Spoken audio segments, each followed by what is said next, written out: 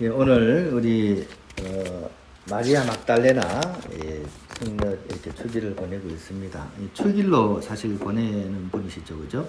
그러니까 그만큼 우리 가톨릭 안에서 이렇게 큰 성인으로 이렇게 여겨지는 분입니다. 이 막달레나 성녀의 그런 삶을 이렇게 묵상하면서 이분의 삶이 정말 대하소설 같다, 이런 느낌이 들었어요. 대하소설 많이 읽어보셨나요? 워낙에 두꺼워가지고 대하소설은 참 읽기가 힘든 것 같아요. 제가 시도를 했다가 막 중간에 이렇게 그만둔 대하소설들이 많은데 좀 기억에 남는 것 중 하나가 토지라는 대하소설이었습니다. 제가 아마 그때 한번 읽으려고 시도한 게 그때 12권짜리인가 아마 그랬을 거예요. 근데 이제 쭉 읽다가 한 7권, 8권 정도 읽다가 너무 긴데다가 시험이 닥쳐오니까 계속 못 읽겠더라고요. 그래서 중단해버렸는데, 요즘은 그게 한 20권 정도로 또 나오더라고요. 글자가 좀 더 커져서 그런지. 아무튼 그 글을 읽으면서, 야, 이 소설 쓰신 분은 보통 사람이 아니다. 좀 그렇게 느꼈습니다. 잘 알다시피, 그 박경리 선생 아닙니까? 그죠? 어떻게 보면, 우리나라 이랬던 소설가의 그런, 뭐라 그럴까요? 이렇게, 대표적인 분이고 현대문학을 대표하는 그런 분이죠. 그런데 이제 이분의 약간 삶을 이렇게 되돌아보면 평탄한 인생이 아니었죠, 그죠? 나름 이렇게 어렸을 때 조금 이렇게 부유한 집안에서 태어나신 것 같긴 해요. 근데 어느 집이나 다 문제가 있죠. 보면 통영 출신인데 이제 그래도 그 당시에는 아주 공부를 많이 하신 분, 진주여고를 졸업하고, 그죠?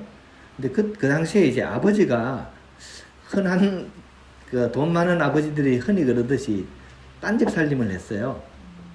그러니까 이제 한창 이제 대학교 가야 될 그런 상황에 아버지는 벌써 이제 딴집에 가가지고 이제 시엄마하고 이제 같이 살고 있고, 거기에 대한 이제 불만이 되게 많았겠죠. 그래서 아버지를 막 찾아가가지고 학교는 가야 되는데, 집에 돈은 없으니까 나 대학 보내달라고 막 땡깡 부리다가 아버지한테 막 싸대기를 막 엄청 얻어맞았대요.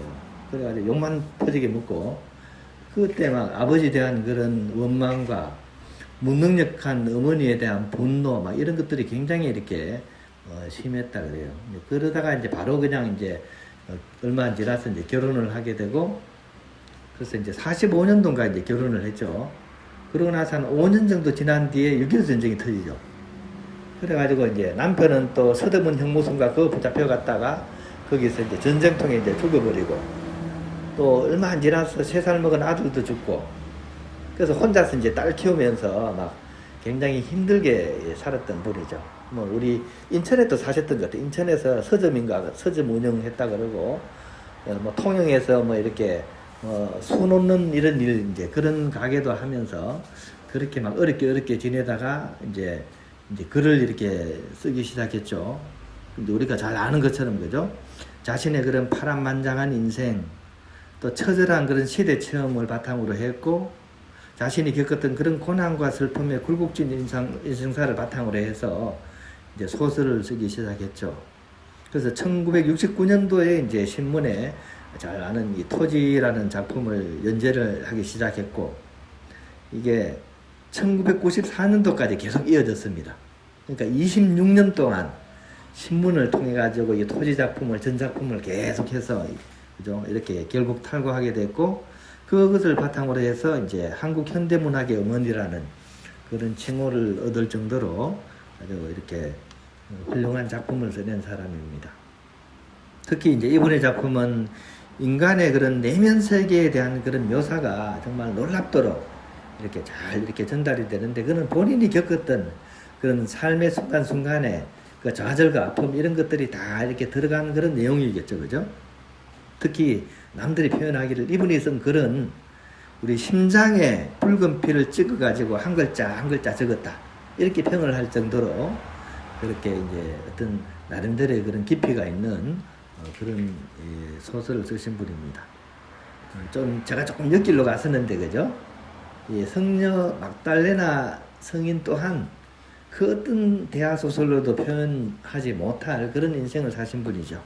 정말 밑바닥에서 시작해서 가장 우뚝 선 그런 성녀 중에 성녀 아니겠습니까?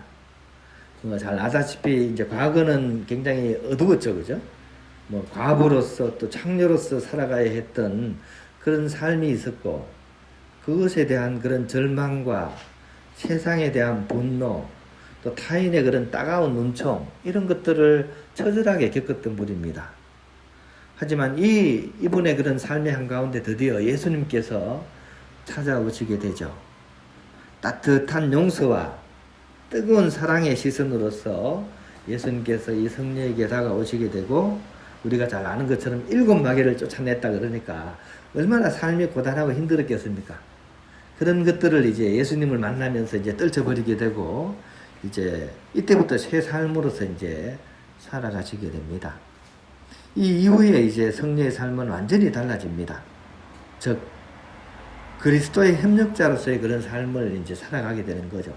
이제 또 하나의 그런 인생을 살아가는 겁니다. 그래서 이분의 삶은 예수님의 가장 결정적인 순간에 늘 함께 하시는 그런 성녀가 되셨죠. 제자들은 다 도망간 그런 상황에서도 이 십자가에 못 박히는 그 순간 바로 주님 곁에 있었고, 또 그 묻히시는 순간, 그죠? 무슨 일을 당할지도 모르는 그런 순간에도 이 성녀는 함께 했고, 오늘 복음에서 보다시피, 그죠? 이 부활하신 그 순간 가장 먼저 와서 부활하신 예수님을 체험하고 또 그것을 전하는 그런 이렇게 증거자의 그런 삶으로서 이렇게 살아가게 되는, 우리 뭐 이렇게 이사야서에 나오는 것처럼, 그죠? 너의 죄가 다홍같이 붉어도 양털처럼 희게 되리라 하는 이 말씀이 바로 이 성리 삶을 통해서 실현되는 듯한 그런 느낌을 줄 정도로 이분의 삶은 완전히 뚜렷한 그런 인생사를 우리에게 보여주고 있습니다. 우리 또한 이 성녀와 같은 그런 삶을 살아야 되지 않겠는가? 바닥에서 우뚝 서는 삶, 그죠? 우리 나름대로 다 바닥 체험했지 않습니까? 또 지금도 바닥에 있을 수가 있죠, 그죠? 이런 우리 인생에서 우리가 어떻게 새롭게 시작할 것인가, 이 성녀의 전철을 그대로 밟아야 될 것 같습니다. 이 성녀는 그런 바닥에서 그 시선을 바닥으로 그냥 내리꽂고 있지 않습니다. 자신에게 다가온 예수님께 고개 들어서 그분의 시선을 마주하면서 새로운 인생을 시작한 것이죠. 이것을 우리가 굉장히 이렇게 초점을 맞춰야 될 부분이지 않겠는가 하는 생각이 듭니다. 즉, 우리에게 다가오신 그분과 눈이 마주쳐야지 새로운 인생이 펼쳐진다는 것입니다. 그런 의미에서 예수님께서는 다시금 우리에게 이 마리아에게 한 것처럼 똑같은 질문을 우리에게 던지고 계시는 것 같습니다. 마리아야, 아니면 베로니카야, 아니면 분도야, 아니면 이사벨라야, 왜 우느냐? 너는 누구를 찾고 있느냐? 이렇게 우리에게 질문을 하시는 것 같습니다. 우리는 이 질문에 대해서 제가 주님 당신을 찾습니다, 이런 답을 드리면서 그분과 눈을 맞추고 다시 일어서야 되지 않을까, 그런 계절쯤을 새롭게 하는 그런 오늘 하루, 오늘 복음을 다시 읽어보면서 그런 새로운 다짐을 하는 그런 하루가 될 수 있었으면 좋겠습니다.